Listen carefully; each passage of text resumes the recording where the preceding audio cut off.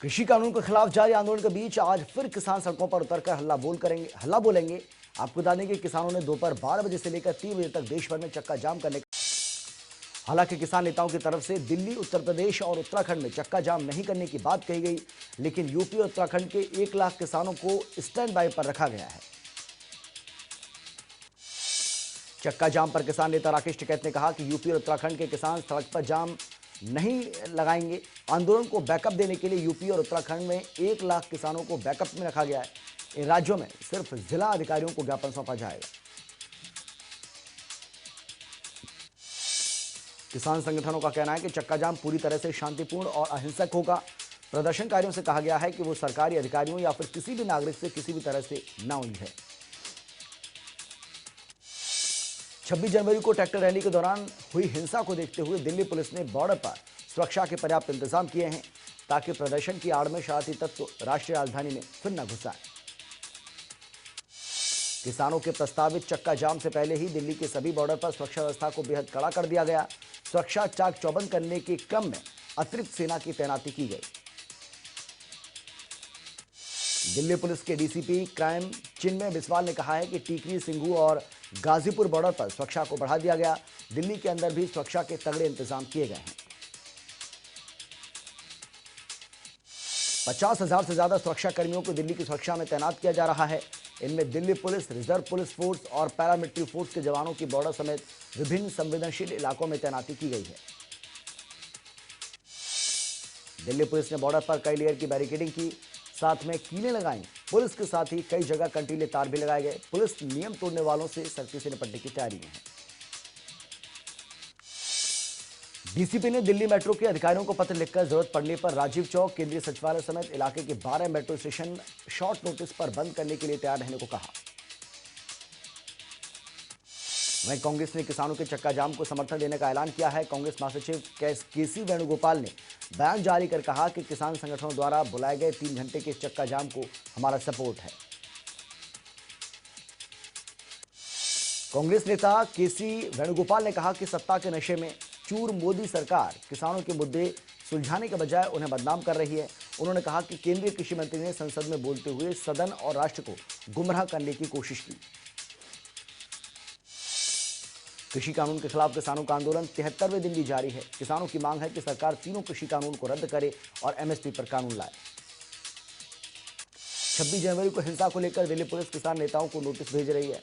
Delhi crime branch का दूसरा reminder लेकर पुलिसकर्मी टीकी बॉर्डर पहुंचे और बीकेयू डकौंत के प्रधान बूटा सिंह बुजगिल को नोटिस थमाया। दिल्ली पुलिस की तरफ से बूटा सिंह को 6 फरवरी को दोपहर 2 बजे क्राइम ब्रांच द्वारका में हाजिर होने का नोटिस दिया गया। नोटिस पर बूटा सिंह ने कहा कि नोटिस का जवाब देंगे, लेकिन पेश नहीं होंगे। संसद भवन में प्रधानमंत्री मोदी की अध्यक्षता में बैठक हुई, जिसमें गृह मंत्री अमित शाह, रेलवे मंत्री पीयूष गोयल, सूचना प्रसारण मंत्री प्रकाश जावड़ेकर समेत प्रहलाद जोशी शामिल हुए। यह बैठक लोकसभा में जारी गतिरोध को लेकर बुलाई गई। राज्यसभा में एक बार फिर से कृषि कानूनों को लेकर जमकर हंगामा हुआ। शुक्रवार को केंद्रीय कृषि मंत्री नरेंद्र सिंह तोमर ने कानूनों पर बात रखी और विपक्ष को आड़े हाथों लिया। कृषि मंत्री ने कहा कि भारत सरकार लगातार किसानों से बात करने में लगी हुई है। कांग्रेस को लेकर उन्होंने कहा कि खेती पानी से होती है, लेकिन सिर्फ कांग्रेस ही है जो खून से खेती कर सकती है। नरेंद्र सिंह तोमर ने कहा कि विपक्ष सरकार को किसान आंदोलन के मुद्दे पर घेर रहा है और तीनों कानूनों को काले कानून बताया जा रहा है, लेकिन इन कानूनों में काला क्या है, कोई ये भी बताए।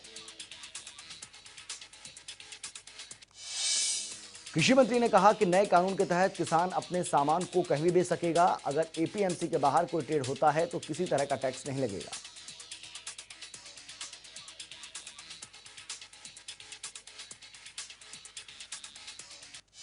चर्चा के दौरान नरेंद्र तोमर ने कांग्रेस सांसद दीपेंद्र सिंह हुड्डा को अगली बार कानून पढ़कर आने की नसीहत दी। आपको बता दें कि हुड्डा ने पंजाब और हरियाणा के कॉन्ट्रैक्ट फार्मिंग का उदाहरण दिया था। राज्यसभा में कांग्रेस के उपनेता आनंद शर्मा ने राष्ट्रपति के अभिभाषण पर चर्चा के दौरान केंद्र सरकार की नीतियों की आलोचना की। आनंद शर्मा ने कहा कि जब 3 नए कृषि कानूनों के विरोध में देश में बड़े पैमाने पर किसान आंदोलन कर रहे हों, ठीक उसी वक्त देश के राष्ट्रपति उन्हीं कानूनों की संसद में तारीफ कर रहे हों, ये दुर्भाग्यपूर्ण है। आनंद शर्मा ने कहा कि किसानों को अपने अधिकारों के लिए लड़ने के लिए मजबूर किया जाए और जो स्थिति पैदा हुई है उसके लिए केंद्र जिम्मेदार है। राज्यसभा में शिवसेना सांसद संजय राउत ने किसान आंदोलन पर भी बात रखी और कहा कि सरकार किसान आंदोलन की एकजुटता तोड़ने में क्यों लगी है। राउत ने कहा कि किसानों को ये आंदोलन जिंदा रखना चाहिए, तब तक ये देश जिंदा है जब तक किसान जिंदा है और सारा देश उनके साथ खड़ा है। संजय राउत ने कहा कि जब किसान मुगलों से लड़ा, अंग्रेजों से लड़ा, कोरोना काल में लंगर बांट रहा था तो देश प्रेमी था, और अब जब अपने हक की लड़ाई लड़ रहा है तो खालिस्तानी हो गया। ट्विटर पर किसान आंदोलन को लेकर हैशटैग और ट्वीट्स को लेकर दिल्ली पुलिस एक्टिव हो गई है। दरअसल दिल्ली पुलिस की साइबर सेल ने स्वीडिश एक्टिविस्ट ग्रेटा थनबर्ग की ओर से ट्वीट किए डॉक्यूमेंट्स की जांच शुरू कर दी है।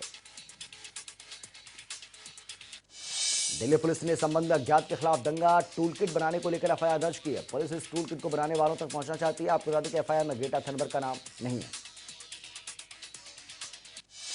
पुलिस का दावा है कि अब डिलीट कर दी गई शुरुआती टूलकिट में जनवरी और फरवरी के महीने में दिल्ली के भीतर अराजकता फैलाने की विस्तृत योजना थी। स्पेशल कमिश्नर प्रवीण रंजन ने कहा कि शुरुआती जांच में पता चला है कि ये टूलकिट प्रो खालिस्तानी संस्था ने बनाई। बेंगलुरु में आयोजित एयर शो के समापन कार्यक्रम में राष्ट्रपति रामनाथ कोविंद मुख्य अतिथि के रूप में शामिल हुए और वहां उन्होंने एयर इंडिया शो के समापन सत्र को संबोधित किया। राष्ट्रपति रामनाथ कोविंद ने एरो इंडिया 2021 को एक अभूतपूर्व सफलता बताया। उन्होंने कहा कि यह हाइब्रिड प्रारूप में होने वाला विश्व का पहला मेगा इवेंट है जिसमें कई देशों और कंपनियों के बीच समझौते हुए हैं। भारतीय रिजर्व बैंक ने शुक्रवार को क्रेडिट पॉलिसी की समीक्षा का ऐलान किया। आरबीआई ने इस बार भी ब्याज दरों में कोई बदलाव नहीं किया। इसका मतलब यह हुआ कि रेपो रेट अभी भी 4% और रिवर्स रेपो रेट 3.35% पर ही है। रिजर्व बैंक ने अगले वित्त वर्ष 2021-22 में जीडीपी में 10.5% की बढ़त का अनुमान लगाया। आपको बता दें कि बजट में यह 11% होने का अनुमान जताया गया है। इलाहाबाद हाईकोर्ट ने पंचायत चुनाव को लेकर फैसला सुनाया है। हाईकोर्ट ने 17 मार्च तक पंचायत चुनाव में आरक्षित सीटों के निर्धारण का आदेश जारी किया। इसके अलावा इलाहाबाद हाईकोर्ट ने 30 अप्रैल तक पंचायत चुनाव संपन्न कराने का आदेश जारी किया है। हाईकोर्ट ने विनोद उपाध्याय की याचिका पर सुनवाई के बाद यह आदेश जारी किया। अदालत ने फैसले के दौरान 15 मई तक सभी पंचायतों का गठन का आदेश जारी किया। आपको बता दें कि याचिकाकर्ता ने 13 जनवरी तक पंचायत चुनाव संपन्न न करने के चलते अर्जी दाखिल की थी। समाजवादी पार्टी के प्रवक्ता सुनील सिंह साजन ने पंचायती चुनाव को लेकर योगी सरकार पर हमला बोला और कहा कि बीजेपी सरकारी मशीनरी का दुरुपयोग करके पंचायत चुनाव जीतना चाहती है, लेकिन उनके इन मंसूबों को हाईकोर्ट ने तगड़ा झटका दिया। यूपी में एक बार फिर से कोविड वैक्सीनेशन का अभियान चल रहा है। पहले चरण में हेल्थ वर्कर्स को वैक्सीन लगाने के साथ ही शुक्रवार से कोविड वैक्सीनेशन के दूसरे चरण की शुरुआत हुई।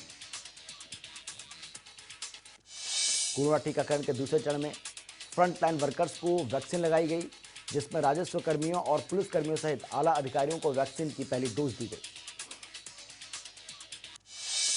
यूपी में दूसरे चरण के वैक्सीनेशन की शुरुआत हुई, जिसमें लखनऊ कमिश्नर डीके ठाकुर और ज्वाइंट कमिश्नर नवीन अरोड़ा नीलाब्जा चौधरी ने वैक्सीन की पहली डोज लगवाई। लखनऊ में पूर्व आईएएस अधिकारी सत्येंद्र कुमार सिंह की मुश्किलें और बढ़ने वाली। सीबीआई के बाद अब प्रवर्तन निदेशालय भी एफआईआर दर्ज करने की तैयारी कर रहा है। ईडी के सूत्रों का कहना है कि सीबीआई की एफआईआर का परीक्षण किया जा रहा है। सीबीआई ने खनन मामलों में पहले जो एफआईआर दर्ज की थी उनमें से अधिकतर एफआईआर को ईडी ने अपने यहां दर्ज किया था। वहीं अब सत्येंद्र सिंह के मामले में भी ईडी इसी तरह केस दर्ज करने की तैयारी कर रहा है। प्रदेश भर में चल रही योजना के तहत काशी के 44 गांवों को गंगा आरती के लिए चिन्हित किया गया। अब जहां गंगा आरती कराने की तैयारी शुरू कर दी गई है। गंगा आरती के जरिए जहां गंगा से जुड़ाव होगा, वहीं धार्मिक पर्यटन और रोजगार के अवसर बढ़ेंगे। कानून व्यवस्था को पटरी पर लाने के लिए एसपी ने 3 थाना प्रभारियों का तबादला कर दिया। पुलिस लाइन में तैनात कई निरीक्षकों और उप निरीक्षकों को नई तैनाती मिली है। लखीमपुर खीरी के सरस्वती विद्या निकेतन इंटर कॉलेज के शिक्षकों और कर्मचारियों ने प्रोटेस्ट किया, जिसके बाद उन्होंने एसडीएम से शिकायत करते हुए उनको समय से कभी भी वेतन नहीं मिलता, ये बात भी कही।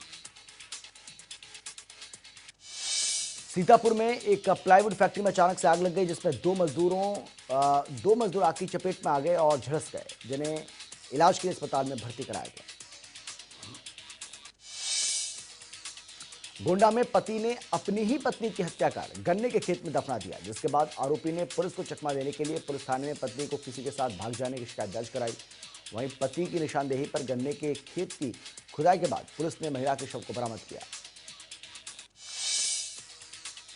हरियाणा के मुख्यमंत्री मनोहर लाल ने कृषि कानूनों को लेकर ट्वीट किया और कांग्रेस पर किसानों को बरगलाने का आरोप लगाया। सीएम ने ट्वीट पर अपने लिखा कि पानी से खेती होती है, लेकिन खून से खेती केवल कांग्रेस ही कर सकती है। मुख्यमंत्री मनोहर लाल ने ट्वीट में आगे लिखा है कि भूपेश सिंह हुड्डा ने पहले ही हरियाणा में कॉन्ट्रैक्ट फार्मिंग को लागू किया। किसानों को बरगलाया जा रहा है, उनकी जमीन चली जाएगी, लेकिन नए कृषि कानूनों में ऐसा कोई प्रावधान नहीं है। किसानों के चक्का जाम को लेकर हरियाणा के शिक्षा मंत्री कमलपाल गुर्जर ने किसानों से अपील की है कि किसान चक्का जाम ना करें। अगर ऐसा होता है तो हिंसा होने की आशंका है। अगर हिंसा होगी तो उसकी जिम्मेदारी कौन लेगा? किसान संगठन इस बात की गारंटी लेंगे क्या कि चक्का जाम में किसी तरह की कोई हिंसा नहीं होगी? कमलपाल गुर्जर ने कहा कि 26 जनवरी को भी शांति की बात कही गई थी, लेकिन हुआ क्या, हम सब ने देखा। कैबिनेट मंत्री ने कहा कि जिस प्रकार से मौजूदा सरकार हर वर्ग के लिए काम कर रही है, इतना आज तक कभी भी किसी भी सरकार ने नहीं किया। उन्होंने कहा कि विपक्ष आलोचना करता है, विपक्ष का काम है, लेकिन विपक्षी अव्यवस्था फैलाने का काम भी कर रहे हैं। वहीं पूर्व केंद्रीय मंत्री जयप्रकाश और कांग्रेस नेता जयप्रकाश कलायत के गांव जुलानी खेड़ा में ग्रामीणों से रूबरू हुए। इस दौरान कृषि कानूनों को लेकर उन्होंने प्रदेश की गठबंधन सरकार पर हमला बोला, तो वहीं कांग्रेस को किसान हितैषी बताया। कांग्रेस नेता जयप्रकाश ने कहा कि लंबे समय से किसान संघर्ष कर रहा है, सरकार को इनके दर्द को समझते हुए किसानों की मांग माननी चाहिए और जब तक कृषि से किसानों को लाभ नहीं मिलेगा तब तक देश का विकास आगे बढ़ना मुश्किल है। सिरसा में किसान आंदोलन को लेकर किसानों की महापंचायत हुई, जिसमें 45 गांव के लोगों ने हिस्सा लिया। इस महापंचायत में इनेलो नेता अभय चौटाला भी शामिल हुए और कहा कि चक्का जाम पर इनेलो पार्टी का पूरा समर्थन किसानों को है। कृषि कानून के खिलाफ 7 फरवरी को भिवानी के कितलाना टोल प्लाजा पर किसानों की महापंचायत हुई। इसके लिए आपको जाने की ये पंचायत होनी है 7 फरवरी को, और इसके लिए किसान नेता राकेश टिकैत को भी निमंत्रण दिया गया है। साथ ही खाप नेता ज्यादा से ज्यादा संख्या में पहुंचे, इसकी अपील भी की गई है। चरखी दादरी के रावलदी में ग्रामीणों ने बीजेपी और जेजेपी नेताओं के लिए गांव में नो एंट्री का बोर्ड लगाया। ग्रामीणों ने रावलदी के बस स्टैंड पर और मुख्य मार्ग पर नो एंट्री का बोर्ड लगाकर नारेबाजी की और तीनों कृषि कानूनों का विरोध किया। हरियाणा के 3 जिलों में इंटरनेट सेवा बहाल कर दी गई, लेकिन 2 जिलों में रोक बरकरार है। सोनीपत और झज्जर में फिलहाल केवल वॉइस कॉल की सुविधा है। किसानों के चक्का जाम के ऐलान के तहत हरियाणा पुलिस ने कमर कस ली है। डीजीपी ने सभी जिलों के आला अधिकारियों को कानून व्यवस्था बनाए रखने के पुख्ता प्रबंध करने के निर्देश भी जारी किए। डीजीपी की तरफ से जारी निर्देशों में कहा गया कि जिस तरह से 26 जनवरी को दिल्ली में हिंसा हुई, उसे देखते हुए 6 फरवरी को भी असामाजिक तत्व उत्तेजित युवाओं की ओर से कानून व्यवस्था खराब किए जाने की संभावना से इनकार नहीं किया जा सकता। चक्का जाम को विपक्षी दलों का पूरा समर्थन है। इसके मद्देनजर व्यापक सुरक्षा के इंतजाम किए जाएं, ज्यादा से ज्यादा पुलिस बल की तैनाती हो सकेगी और इसके साथ ही पुलिस अधिकारियों से स्थानीय किसान नेताओं से संपर्क कर शांति बनाए रखने की अपील करने के लिए भी कहा। रतिया में किसान आंदोलन को लेकर रिटायर्ड कर्मचारी संघ की बैठक हुई, जिसमें रिटायर्ड कर्मचारियों ने किसान आंदोलन का समर्थन किया और तीनों कृषि कानूनों के खिलाफ 6 जून को चक्का जाम का ऐलान किया।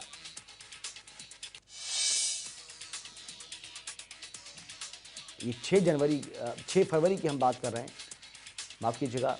फतेहाबाद में इंटरनेट सेवा बाधित होने के बाद अब किसान संगठन लोगों तक अपना संदेश पहुंचाने के लिए धार्मिक स्थलों का सहारा ले रहे हैं। मंदिरों और गुरुद्वारों में अनाउंसमेंट करवाकर चक्का जाम करने के बारे में जानकारी दी जा रही है। न्यायाधीशों और बार एसोसिएशन के बीच हुई बैठक में फैसला लिया गया कि पंजाब एवं हरियाणा हाईकोर्ट में फिजिकल हियरिंग शुरू होगी। 8 फरवरी से हाईकोर्ट की 3 बेंच में हियरिंग शुरू होगी और इसके बाद 15 फरवरी से 3 बेंच में फिजिकली हियरिंग होगी। पानीपत के शहरी विधायक प्रमोद विज ने नगर निगम कार्यालय में नवनियुक्त deputy mayor senior deputy mayor को बधाई देने के लिए पहली बार वो नगर निगम का कार्यालय पहुंचे और उचित व्यवस्था न देखकर उन्होंने अपनी नाराजगी भी जाहिर की। दरअसल काम कराने आए बुजुर्गों और महिलाओं के बीच कार्यालय में अफरा तफरी का माहौल देखकर विधायक प्रमोद विज ने नाराजगी जाहिर की। उन्होंने कहा कि कार्यालय में व्यवस्था को दुरुस्त करने के लिए कमिश्नर से बात की गई है। आयुर्वेदिक डॉक्टरों को सर्जरी करने का अधिकार देने पर इंडियन मेडिकल एसोसिएशन के डॉक्टरों ने विरोध जताया। फरीदाबाद में भूख हड़ताल पर बैठे डॉक्टर्स ने कहा कि यह फैसला सीधे तौर पर लोगों की जान से खिलवाड़ है।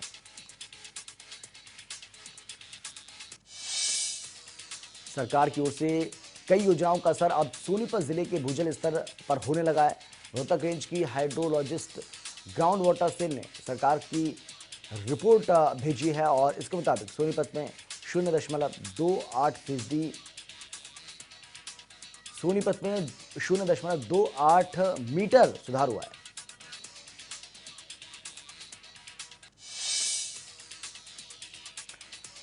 सोनीपत जिले का औसतन भूजल स्तर अब 11.97 मीटर पर पहुंच गया। हालांकि अब भी जिले में मुरथल और गन्नौर जैसे ब्लॉकों में भूजल स्तर लगातार गिरता जा रहा है।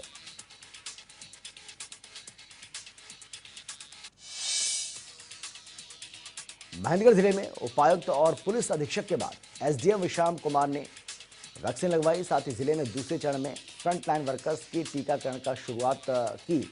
मौके पर उन्होंने वैक्सीनेशन को लेकर लोगों को जागरूक भी किया। फतेहाबाद में 3 जगहों पर कोरोना वैक्सीनेशन का दूसरा चरण शुरू हुआ है। फतेहाबाद के एसपी समेत अन्य पुलिसकर्मियों ने कोरोना का टीका लगवाया। आपको बता दें कि रोजाना करीब 200 पुलिसकर्मियों को वैक्सीन दी जाएगी।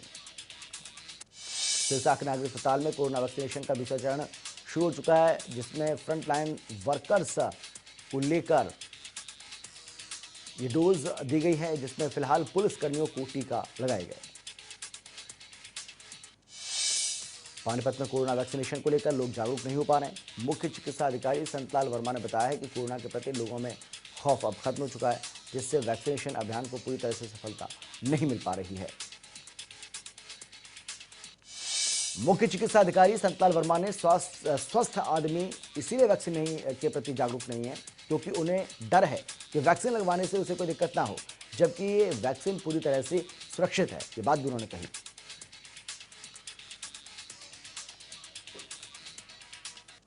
पेट्रोल डीजल के दामों में बढ़ोतरी के बाद से सिरसा में पेट्रोल करीब 86 रुपए प्रति लीटर और डीजल करीब 79 रुपए प्रति लीटर के हिसाब से बिक रहा है, जिससे सिरसा वासियों को परेशानी हो रही है। लोगों का कहना है कि उन्हें वाहन छोड़कर साइकिल चलाने पर मजबूर होना पड़ेगा।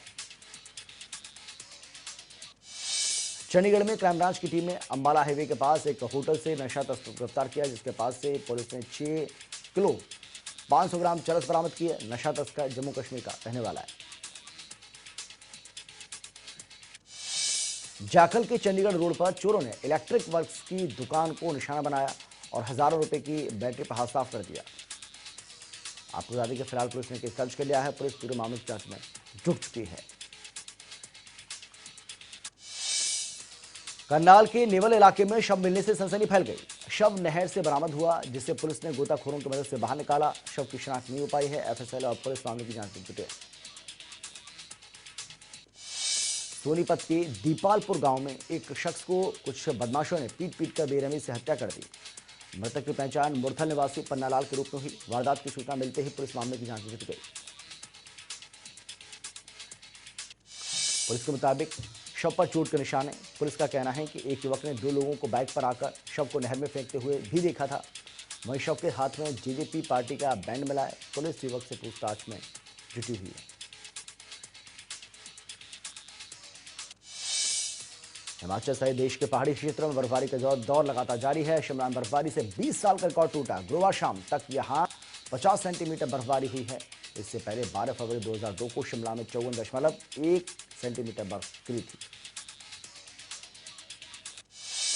शिमला के अलावा सोलन, सिरमौर, किन्नौर, कुल्लू, चंबा और लाहौल स्पीति में भी हिमपात हुआ।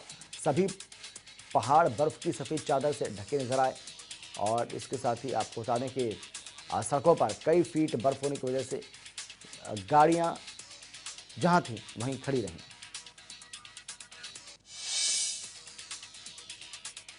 हिमाचल में बर्फबारी से जहां पर्यटक और किसान खुश हैं, तो वहीं स्थानीय लोगों के लिए परेशानी खड़ी हो गई है। दरअसल हिमपात के बाद प्रदेश की कई सड़कें ब्लॉक हैं। भारी बर्फबारी के कारण सिरमौर जिले के ऊपरी इलाकों में जनजीवन पूरी तरह से अस्त व्यस्त हो गया है। बर्फबारी के कारण यातायात व्यवस्था पूरी तरह से ठप है। हालांकि लोक निर्माण विभाग ने सड़क बहाली के लिए काम भी शुरू कर दिया है। वहीं नाहन में बर्फबारी के कारण ग्रामीण इलाकों में सैकड़ों की संख्या में छोटे बड़े वाहन फंस गए। बर्फबारी के कारण पीने के पानी की समस्या भी पैदा हो गई। हालांकि बर्फबारी के बाद किसान बागवान खुश हैं। पर्यटन नगरी मनाली में एक बार फिर से मौसम का मिजाज बदला। मनाली समेत आसपास के इलाकों में बर्फबारी का दौर एक बार फिर से शुरू हुआ और कोठी, गुलाबा, सुलंग नाला, इसके साथ ही आपको बता दें कि अटल टनल रोहतांग में और इसके आसपास के इलाकों में बर्फबारी जमकर हुई। हिमाचल में नगर निगम चुनाव को लेकर बीजेपी और कांग्रेस ने अपनी तैयारी शुरू कर दी है। वहीं पूर्व मंत्री सुधीर शर्मा ने नगर निगम चुनावों को लेकर कहा है कि धर्मशाला नगर निगम में एक बार फिर से कांग्रेस सत्ता में वापसी करेगी। हिमाचल समेत भारत में फैले बर्ड फ्लू को लेकर अमेरिका के कृषि विभाग ने एक रिपोर्ट साझा की है, जिसमें भारत के 12 बर्ड फ्लू एपिसेंटर में हिमाचल प्रदेश के कांगड़ा को भी शामिल किया गया। अमेरिका ने ये रिपोर्ट व्यापारिक उद्देश्य से जारी की।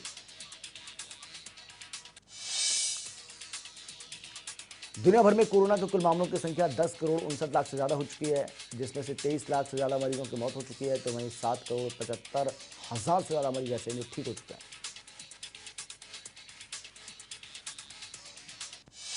भारत में कोरोना का ग्राफ पहले से नीचे आ चुका है। देश में कोरोना के 11,600 नए मामले सामने आए हैं, जबकि 14,000 से ज्यादा मरीज ठीक हो चुके हैं। 24 घंटे में 94 लोगों की मौत हुई।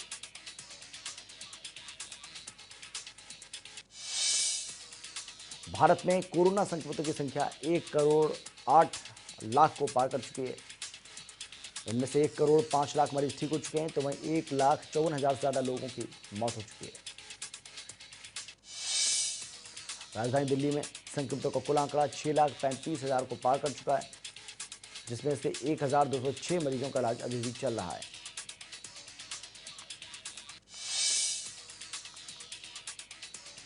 वहीं यूपी की बात करें तो यूपी में अभी भी 4,000 से ज्यादा एक्टिव मामले बने हुए हैं। इनमें से 8,650 से ज्यादा लोग ऐसे हैं जो अब तक अपनी जान गंवा चुके हैं कोरोना वायरस के चलते। वहीं 4,400 से ज्यादा केस एक्टिव हैं।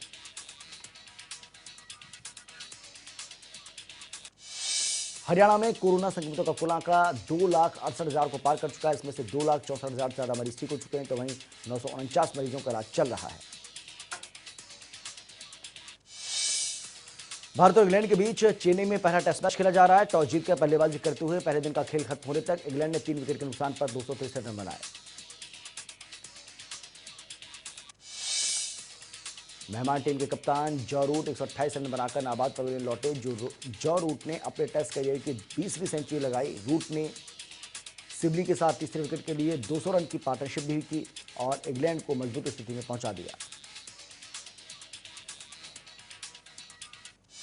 जसप्रीत बुमराह पहली बार भारत में टेस्ट मैच खेल रहे हैं। आपको बता दें कि बुमराह डेब्यू से लेकर अब तक 70 टेस्ट विदेश में खेल चुके हैं, लेकिन इस मैच में बुमराह ने 2 विकेट चटकाए, जबकि आर अश्विन ने 1 विकेट हासिल किया।